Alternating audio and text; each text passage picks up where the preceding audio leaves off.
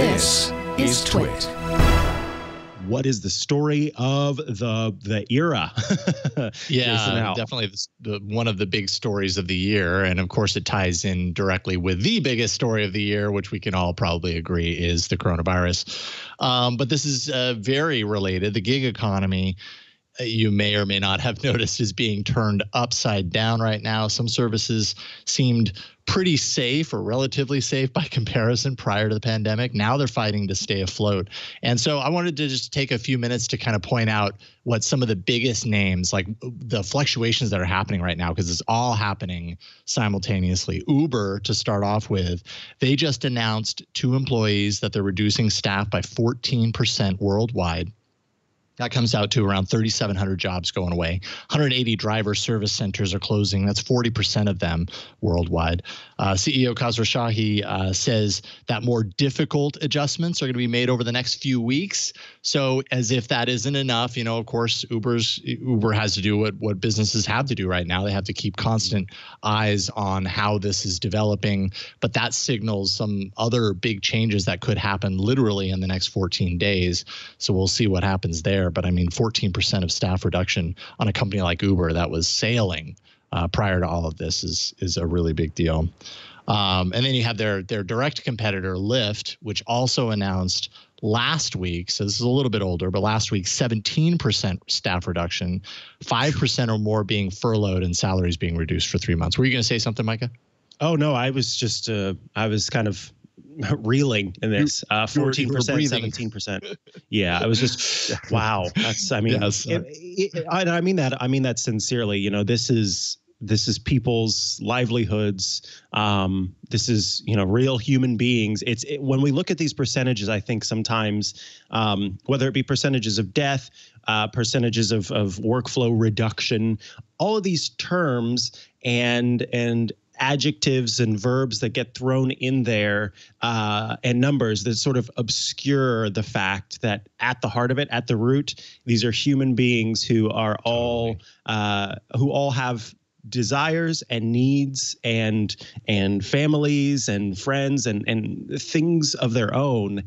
And unfortunately, and also fortunately, it is a mechanism psychologically for us to protect ourselves by separating the impact of what's happening by sort of distancing. And so what I mean by that is if we actually felt the pain and sadness, if we truly 100% empathized with these folks, we would never get anything done because we'd be constantly depressed. And so it is a mechanism, a protective mechanism to look at these percentages and only think of them in that way. But in doing so, we can't lose sight of the fact that those are individuals. 17% of staff, that's 17% people, human beings who've lost their jobs. And so it is important, I think, to take a second and just go, you know, wow, that's a lot of people. Yeah, I completely agree. And I mean, it doesn't stop there. Airbnb announced this week they're cutting its staff by 1/4. So again, you know, just to put that into numbers, 1,900 out of 7,500 employees. And as we know, I mean, travel industry is just being wrecked right now. We had the interview a few weeks ago about Airbnb and how that's been affected. They say that they acknowledge they don't know when things are going to return to, quote, normal.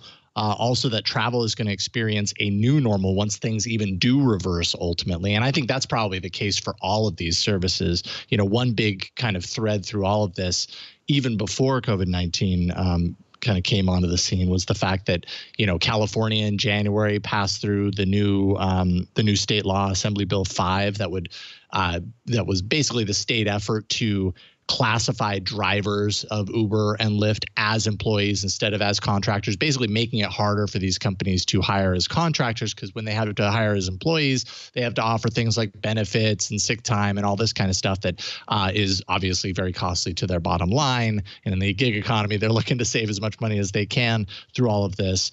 They're actually fighting this right now. Uber and Lyft are not following along with this new law. So they have the potential, they're being sued by the state of California right now and have the potential of losing even more if that comes out, you know, in favor of the state of California. And, I'm sure that affects employees at Airbnb as well. However, on the flip side of this, we have companies like Instacart. Instacart, is the grocery delivery service. I've never actually used Instacart. You get deliveries through Instacart. Am I correct in that, or is it a different service? Well, so I think what you used, maybe if you've used the Prime Now delivery service, okay, all right, to do Whole Foods deliveries, that is what I have used. However, Instacart is partnered with it's Sam's Club for Northern California, Costco. Yeah. So back home, it's Sam's Club is the big one. Costco is not as well known. Anyway, they are partnered. Instacart and Costco are partnered. And so if you buy things from Costco and have them delivered, it's via Instacart. So a lot of grocery delivery services are using Instacart as the sort of go-between. And so, that's one of several, I think, that folks are using. So it's certainly worth talking about there for sure. Yeah. They've seen their first ever profit in April, $10 million profit. Basically, there's a fantastic article on Bloomberg that you should definitely read. Ellen Hewitt and Lizette Chapman. It's kind of their feature article of the upcoming issue of the Bloomberg magazine. But it does a deep dive on Instacart and it just basically says like Instacart had planned to be at this point, based on the like immediate success that they're seeing as a result of COVID-19, they had planned to be at this point in a couple of years. And instead they reached it in a month just because suddenly demand was so high. Wow. They're looking to process $35 billion in grocery sales just this year. However, that there is a cost here. Deliveries used to be within an hour. Now it's like within hours, days, weeks. The article actually refers to it as eventually cart, which I thought was kind of funny. Instacart employees expanded from 180,000 up to 500,000 in 8 weeks. So talk about like expansion there. And I mean, they their systems, their approach has had to scale up to meet the overwhelming demand of people who in many cases are just, their medical condition is such that they don't even want to risk going anywhere, getting anywhere near this virus. And so turning to delivery methods like Instacart, they're targeting 750,000 employees by this summer, so increasing another 250,000 over the course of the next couple of months. And, very similar here as well. They're contractors. They're not full-time employees, so the workers are not seeing any workman's comp benefits, no unemployment benefits being accrued. There have been a couple of strikes, one of them in collaboration with Amazon, which was on May 1st, just not too very long ago, to try and kind of bolster up these, the reasoning of moving this staff into employee status instead of contractor status so that they're protected. Because right now you want to be protected, especially if you don't have those health benefits and you're putting your life on the line going out there, increasing the chance that you're going to pick up this virus. Like that's a bad scenario on both sides. Yeah. And see, this is the thing. There's a balance that we're seeing where some companies seem to have made the right choice this, of course, it's completely random. It's chaos. But some companies just so happen to have the right businesses that work better in this environment. And some have businesses that do not work better in this environment.